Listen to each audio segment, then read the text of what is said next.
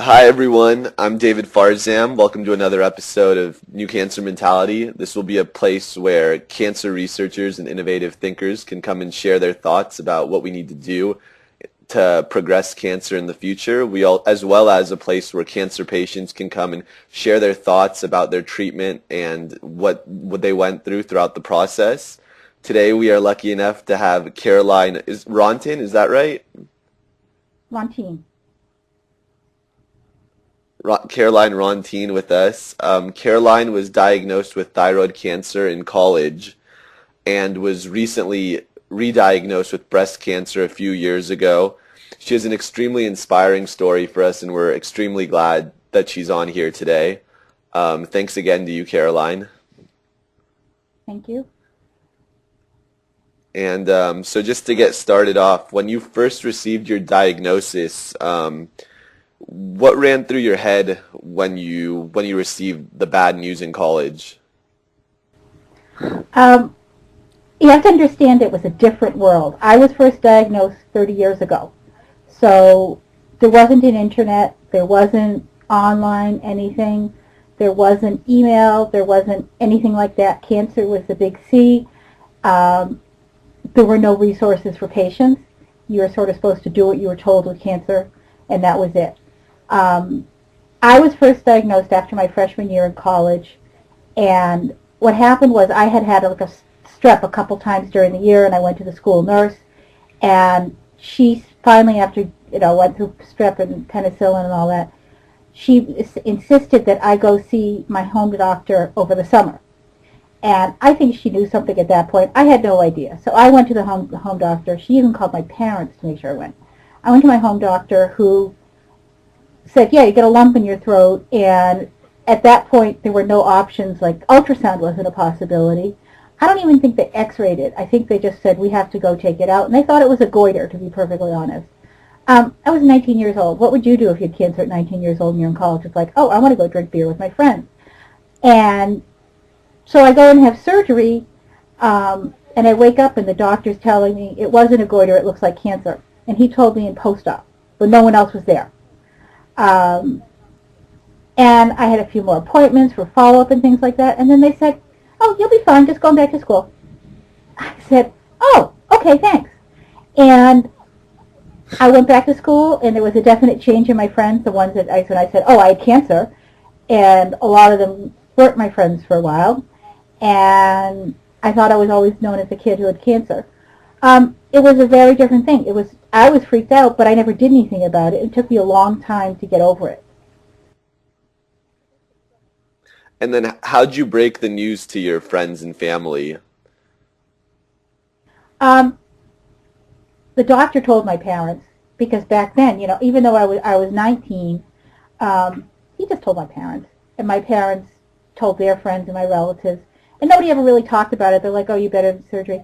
I told my friends, and one of my friends in college, her father was a doctor, and so she was much more open and receptive about it being cancer. Most of my friends, I don't think, really reacted. I don't think they knew how to react. I'd been there freshman year, and I come back sophomore year, a week late, a big scar on my neck, and it's cancer, and they don't know how to cope with it.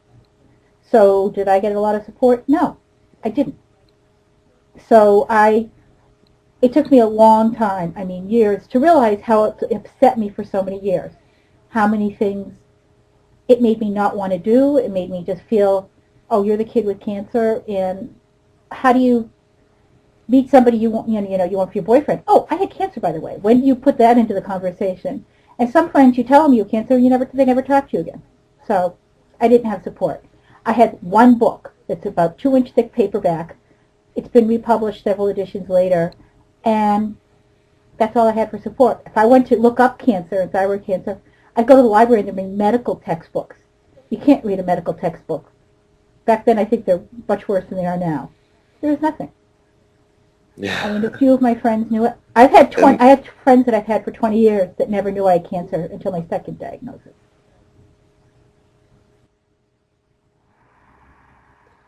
and then could you tell me a little bit about your treatment? Besides having surgery, was there anything else you were given at the time? What was your doctor like? Um, And then was the cost of treatment ever an issue for you at the time? No, I'll start with the cost was never an issue for either diagnosis. The first time I was on my parents' health care plan, and back then they didn't deny a lot of things. And the second was time I was on my husband's health insurance, which is a very good plan. So the cost has never really come into being an issue. The first time after surgery, with thyroid surgery, they take out as much of your thyroid as they can, but there's all sorts of important things in your neck, like your jugular, your esophagus, your spine, that they never can take it all. So the second round of the treatment is they use radioactive iodine to dissolve it, the rest of your thyroid, and then you're left with no thyroid. My doctor at the time was the proverbial doctor. He had the messiest writing I've ever seen of any doctor. And he was sort of like, once he was like, oh, you'll be fine. Why am I still seeing you? I'm retiring. Bye. Nice. And then did you ever look at other avenues for treatment, such as alternative therapy by chance, or was that ever in Not at that time. was that ever in play?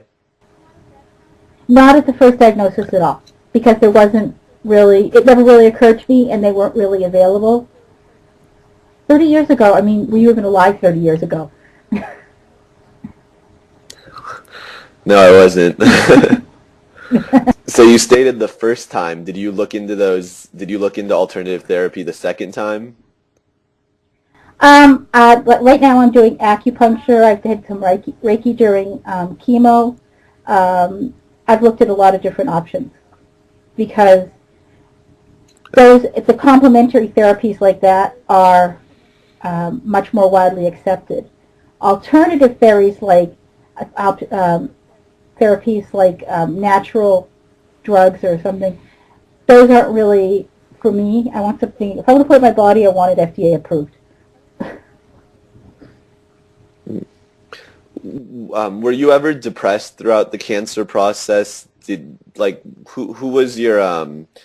healthcare provider provide you at all with any assistance just dealing with general life situations as a result of the cancer you experienced? Well, when you get to do things the second time, you learn.